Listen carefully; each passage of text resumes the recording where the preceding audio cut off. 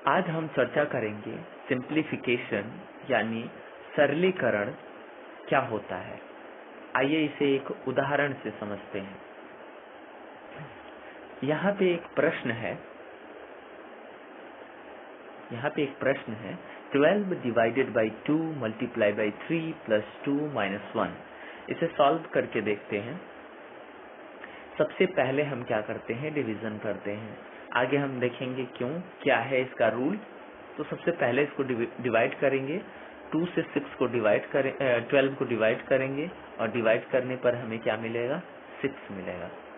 2 छक्के 12, 2 6 12। इसके बाद से मल्टीप्लाई का सिंबल है, मल्टीप्लाई का सिंबल लगा देंगे। 3 प्लस 2 माइनस 1। फिर आगे हम देखेंगे इसे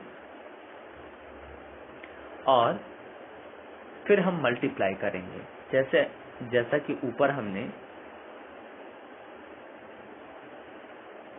ऊपर हमने डिवाइड किया, अब हम मल्टीप्लाई करेंगे। तो मल्टीप्लाई कर लेते हैं। 6 18 यानी 6 का 3 बार पहाड़ा, 6 3 18। उसके बाद से प्लस 2 माइनस 1। अब हम क्या करेंगे कि इसे ऐड कर लेंगे, जोड़ लेंगे। इसे जोड़ेंगे, 18 और 2 20 हो जाएगा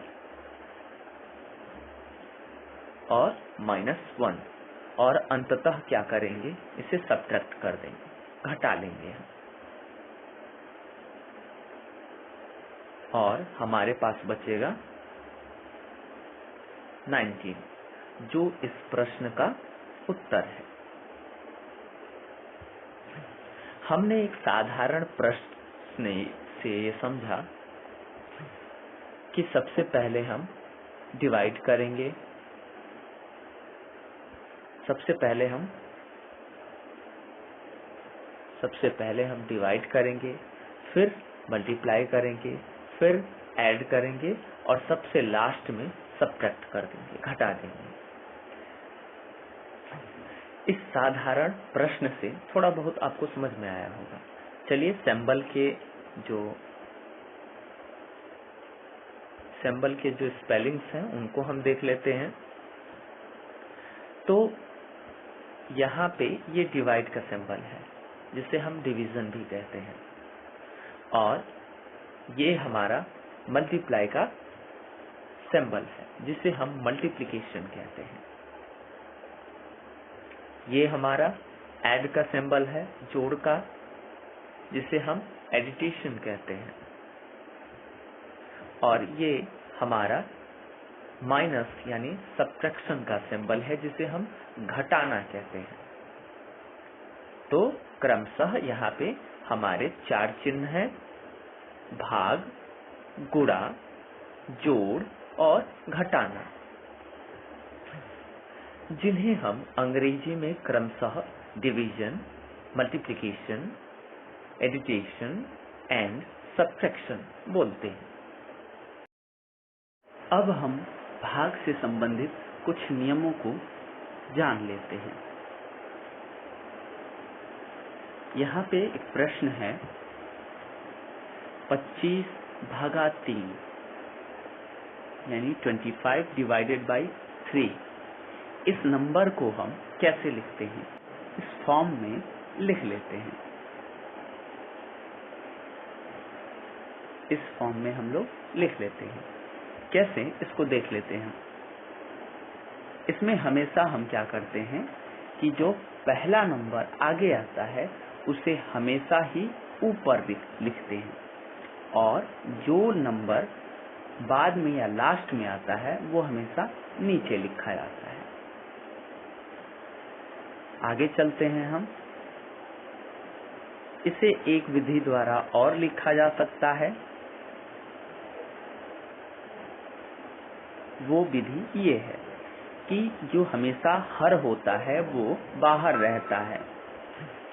अगर हम साधारणतः समझें तो कोई भी संख्या अगर इस तरह दी गई है तो उसे हम इस रूप में लिख सकते हैं, यानी पहले जो नंबर आए वो ऊपर रहेगा और बाद में जो नंबर आए वो नीचे रहेगा। और जो नंबर इस फॉर्म में लिखा जाता है उसे हम ऐसे व्यक्त कर सकते हैं, जैसे जो हर है जो नीचे की तरफ है वो बाहर रहेगा और जो ऊपर वाला है वो अंदर रहेगा। जब भी आपको इस तरह की संख्या दी जाएगी, तो आप क्या कर सकते हैं, इस रूप में लिख सकते हैं और इसे आप ऐसे व्यक्त कर सकते हैं। आगे चलते हैं, हम भाग से संबंधित कुछ और नियम को समझने का प्रयास करते हैं। आगे हम भाग से संबंधित कुछ और नियमों को देख लेते हैं। यहाँ पे हमने एक विभाजन किया है, इसे समझने का प्रयास कर लेते हैं। जो 3 है हमारा, इसे डिवाइजर बोला जाता है। इसे हम हिंदी में भाजक कहते हैं।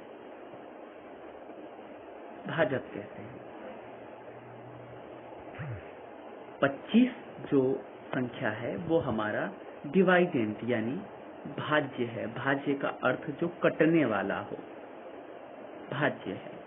और भाजक का अर्थ जो काटने वाला हो, जो किसी संख्या को काट रहा हो, विभाजित कर रहा हो। और नीचे हमारा एक रिमाइंडर यानी शेष फल बचा हुआ है। शेष फल बचा हुआ है। और ये जो 8 प्राप्त हुआ है ये हमारा कोसेंट यानी कि भागफल है। भागफल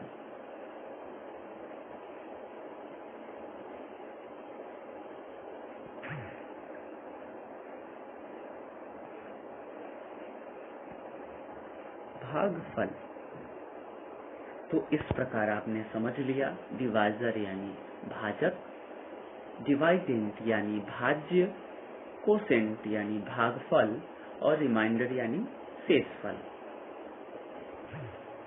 अगर हम बात करें इसके फॉर्मूले की, तो फॉर्मूला कुछ इस प्रकार से होता है, dividend equal to divisor multiply by quotient plus reminder.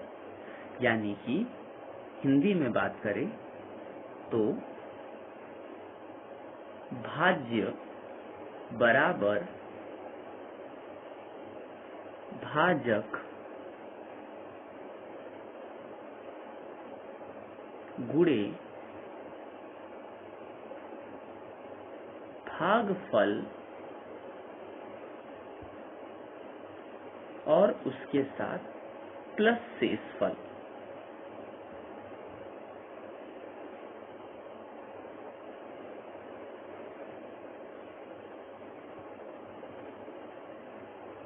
तो ये हिंदी और अंग्रेजी में फॉर्मूले हैं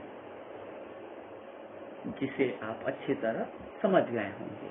अब इस फॉर्मूले को देख लेते हैं कि क्या ये वास्तव में सही है या नहीं। इसका सत्यापन कर लेते हैं। यदि हम यहाँ पे इस भाग को देखें, जैसा कि हमने 3 से 25 में भाग किया है, तो हमें कुछ अंक प्राप्त हुए हैं। अब हम इसे क्रमशः अपने फॉर्मूले यानी कि सूत्र पे रखते हैं और देखते हैं कि क्या यह परिणाम प्राप्त होता है हमें। अगर भाज्य की बात करें, डिवाइडेंट की, तो 25 है हमारा, 25 है। और बात करें भाजक की, तो डिवाइजर हमारा 3 है और कोसेंट यानी कि भागफल हमारा 8 है और अंत में शेषफल यानी रिमाइंडर 1 बच रहा है। अब आगे हम देखें तो 25 इक्वल टू और 8 तिया 24 और +1, तो कुल मिलाकर के संख्या क्या प्राप्त होती है हमारी,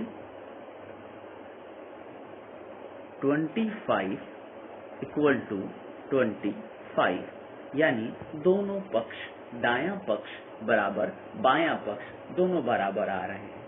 अतः हमारा भाग जो है पूर्णतः सही है और इसे हमने फॉर्मूले पे रख करके देख लिया। इसी प्रकार से आप भाग लगा करके और उसको चेक कर सकते हैं। आगे चलते हैं हम। सरलीकरण यानी सिंप्लीफिकेशन में किन किन चिन्हों का प्रयोग किया जाता है, तो चलिए आगे देख लेते हैं हम। ये है हमारा कर्ली ब्रैकेट, जिसे हम कर्ली ब्रैकेट कहते हैं क्योंकि इसका सीप कर्ली है। हिंदी में इसे मझौला कोष्ठक भी कहते हैं। इसके बाद देखें तो हमारा ये वाला ब्रैकेट जो है बार ब्रैकेट या लाइन ब्रैकेट इसे बोलते हैं, रेखा कोष्ठक। फिर अगर हम इस ब्रैकेट की बात करें तो ये स्मॉल ब्रैकेट या स्क्वायर ब्रैकेट कहलाता है और हिंदी में इसे छोटा कोष्ठक बोलते हैं।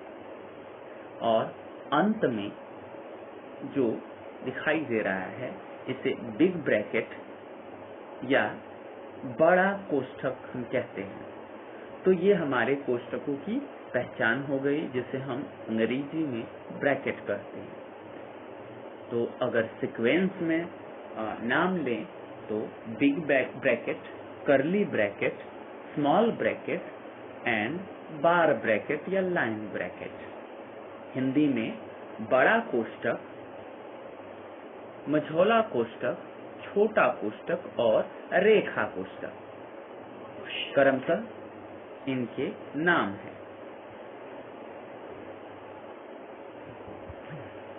आगे हम कुछ प्रश्नों को लेकर के हल कर लेते हैं और हल करने से पहले हम इस रूल को समझते हैं कि बोर्ड-मास रूल क्या है और कैसे ये सॉल्व किया जाता है। तो सिंप्लीफिकेशन या सरलीकरण बोर्ड-मास के रूल पर ही निर्धारित है, इसी नियम पे वो काम करता है। तो सबसे पहले हमने देखा था कौन कौन से सिंबल प्रयोग होते हैं और बाद में हमने ब्रैकेट्स को पढ़ा। ब्रैकेट और सिंबल को मिलाकर के, चिन्हों और कोष्ठकों को मिला करके जो है बोर्ड-मास का रूल बना हुआ है। इसे हम समझने का प्रयास करते हैं। यहाँ पर BODMAS बोर्ड-मास लिखा हुआ है, जिसमें B फॉर होता है ब्रैकेट और ब्रैकेट मीन्स होता है कोष्ठक। तो सबसे पहले सरलीकरण यानी सिंप्लीफिकेशन में ब्रैकेट को हम तोड़ते हैं। उसके बाद आता है सेकेंड O मीन्स होता है ऑफ और ऑफ को हिंदी में हम कहते हैं का। इसको भी आगे हम समझेंगे कि ऑफ मीन्स का क्या होता है। D फॉर होता है डिवीजन यानी कि भाग। उसके बाद हम भाग को सॉल्व करते हैं, डिवाइड करते हैं। और D के बाद M आता है और M का मीन्स होता है मल्टीप्लिकेशन यानी कि गुणा। सिंप्लीफिकेशन में जो चौथा रूल होता है, चौथा नियम होता है, वो होता है मल्टीप्लिकेशन करना यानी कि गुणा करना। उसके बाद एडिशन यानी कि जोड़।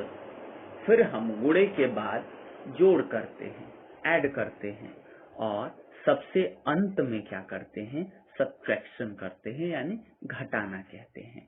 तो कुल मिलाकर के बोर्ड-मास रूल हमारा इन्हीं से बना हुआ है।